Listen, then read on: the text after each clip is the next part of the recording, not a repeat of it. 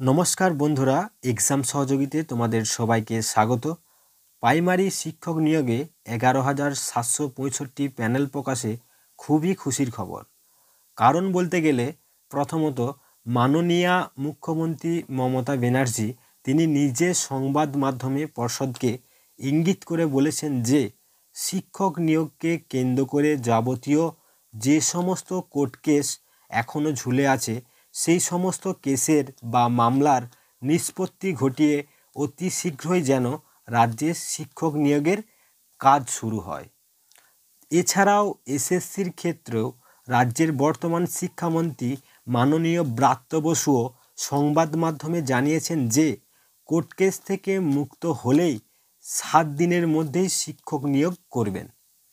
Primary 11,765 প্যানেলের প্রকাশে একমাত্র বাধা হলো 20-22 ডিএলএড কেস, আর এই কেস 12ই জানুয়ারি উঠবে। পর্ষদও চাইছে যেন 12ই জানুয়ারি প্রাইমারির স্টে উঠে যায়।